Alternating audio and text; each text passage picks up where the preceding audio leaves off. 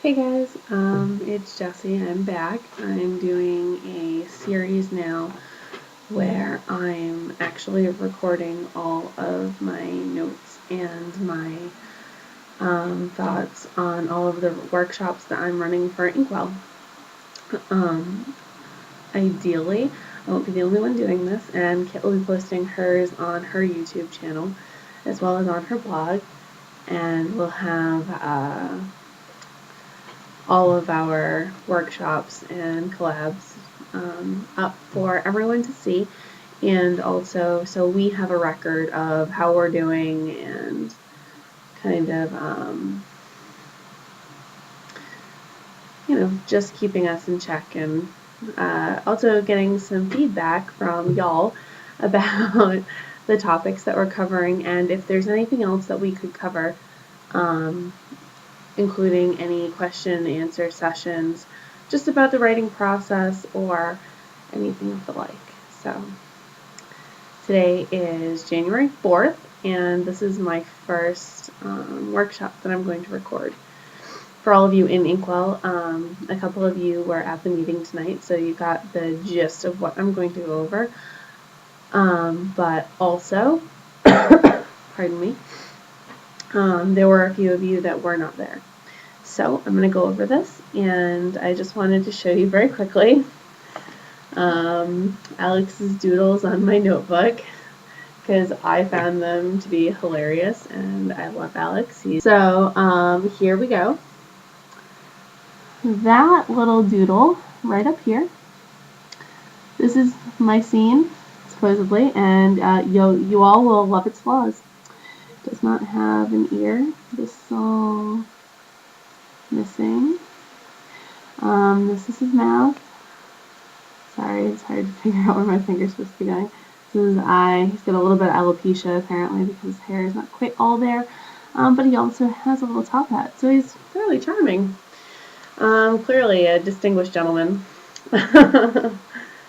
So I would like to go over the elements of a successful scene, as well as some of the examples that I come up with to illustrate a scene. So first of all, I'd like to go over the 6 elements of a scene. These will cover the basic elements that you will find in any scene. It will also give you an idea of what should drive your scene forward, as well as the things that you should keep in mind while you're writing, because I find without these sorts of things, the scene is relatively flat, and it also doesn't feel authentic. So, number 1, point of view. Every scene needs a point of view, especially if it's a character-driven plot.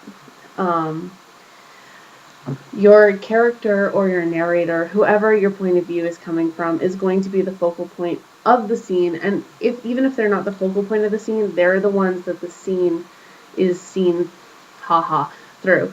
So you're going to want to have the whole scene described through them, and you're going to want to make it feel authentic from their point of view. Alright, so number 2. The scene has to have some sort of goal. Why is the scene taking place? What is it accomplishing in your novel, short story, flash fiction, whatever? Does it have anything to do with your overarching plot? Or is it just a diversion for your main character or your narrator or what have you? Is it truly accomplishing something, or is it preventing something from happening? If it's preventing something, then what is it preventing? Is it the main goal? Is your character procrastinating? Something that we're all guilty of. There has to be a point to the scene, however. Even if you have 2 characters meandering through a park for seemingly no reason, the conversation that they have, or the lack of conversation sometimes, can be the reason for why they're there. Maybe they just wanted to spend time together. There's always some sort of subconscious goal, even if your characters aren't aware of it, but you should be while you're writing this. So, which leads me to number 3, motivation. Why are they there? Is there a logical or some sort of emotional reason for your characters to be there? If not, then why are you writing the scene, I suppose, is a valid question. Is your character striving to accomplish something, the goal, through their actions? Okay, so number 4 is conflict. What is preventing your character from reaching their goal?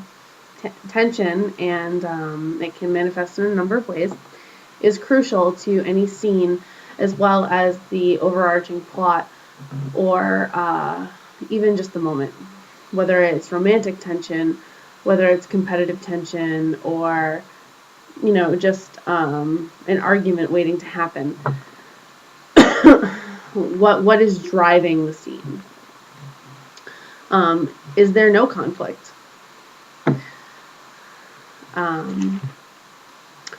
That's all up to you and your characters to decide from there. So number 5 is the climax. This is the high point in your scene. Emotions are running high, and the reader should be the most engaged in the scene at this point. Pardon me. At the climax, like I said, the emotions are running highest. And let's say you have the 2 people in the park. Well, imagine that one of them just got down and proposed. What if the other person says no? What's going on? Like, are both of your characters happy to be there? Is one of them confused? Is the other one not quite ready for this step? What if it was ninjas that dropped out of the sky? All of these things are possible, but why, I suppose, what has led to this climax? And make sure that when you're writing it, that your characters are feeling this sort of tension that you've been building, and, that it feels authentic. As much fun as ninjas dropping out of the sky are, it's not in the context of your story, you probably don't want to include it. Which leads me to my final point, number 6, resolution. How is the conflict resolved? Do the ninjas die? Does she say yes? Does he say no? Is the character satisfied or left wanting? Whether they are satisfied or whether they're left asking questions, wanting, every resolution should end with some sort of hook. Whether it's that their conflict was not resolved in the scene, or whether it's a tie-in to the next chapter, something. There should be something that's driving the reader to keep reading. So they just got through the climax. Now they need another reason to continue. And you can do that by either alluding to something further on in the book, or giving them some reason to keep reading because maybe one of the characters is in danger now. You never know. But it was still a resolution. So if you go through these 6 steps, you follow the point of view, the goal, you follow through with their motivation, keep it consistent, you work with their conflict and understand what all of their tensions and issues will be, you work successfully through a climax, and you come to your resolution, your scene should be successful. Keep in mind that the mere technicalities of writing the scene are not going to make the scene successful 100% of the time. It's still going to depend on you and your characters to push through. However, I have faith in all of you, and that I know that a bunch of your writing is actually quite good. So, you can do this. It's okay. Just because November is over does not mean you should be slacking.